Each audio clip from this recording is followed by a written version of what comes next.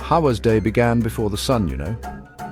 She woke up with a quiet sigh, her thoughts always drifting to her mother. Her dear mother needed constant care. Hawa was young, but she was strong. She was the only one to provide for them. Every morning she prepared her peanuts. These peanuts were their hope for the day. She carried her basket with determination. It was heavy, but her love made it lighter. The village market was a busy place, filled with so many sounds, so many smells. Hawa knew this place very well. It was her place of work, her daily stage.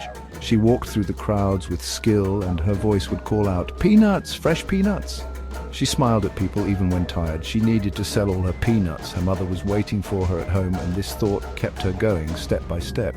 Hawa was a good daughter, everyone knew.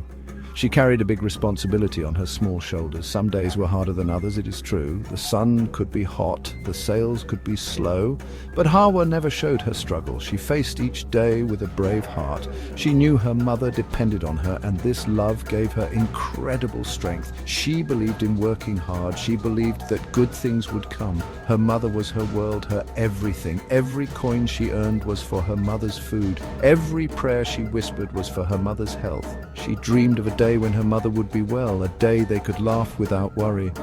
Hawa held onto this dream tightly. It was like a little light inside her.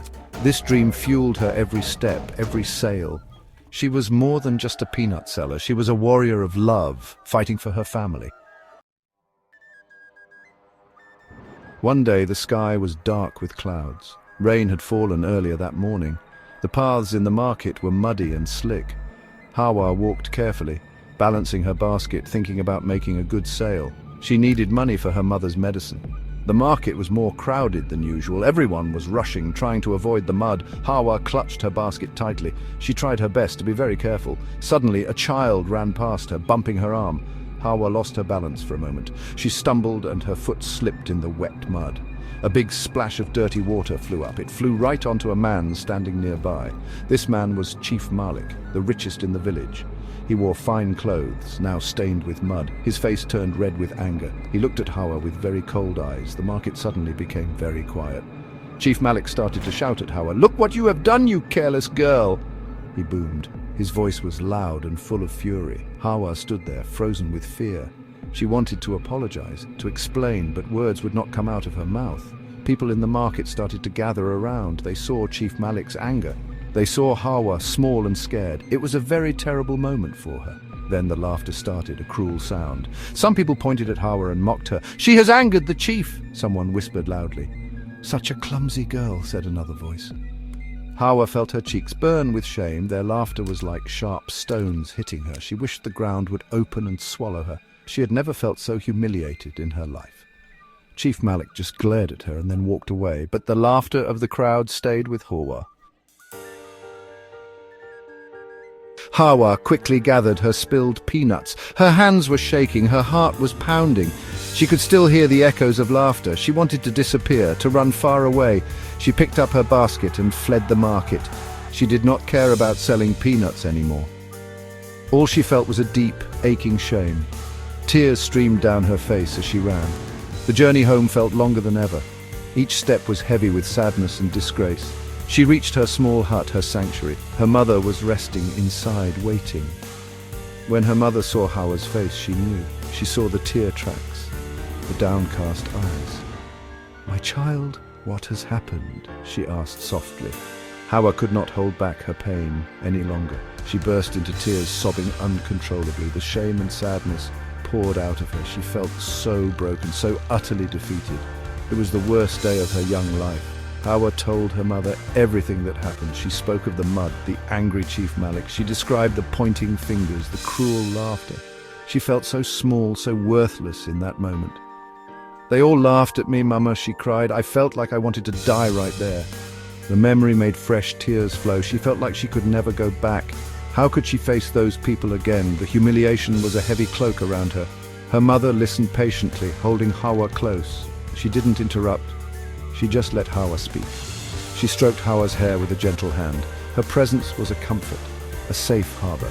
She understood the pain her daughter was feeling. She knew the world could be unkind sometimes, but she also knew her daughter's spirit. She knew Hawa was stronger than she thought.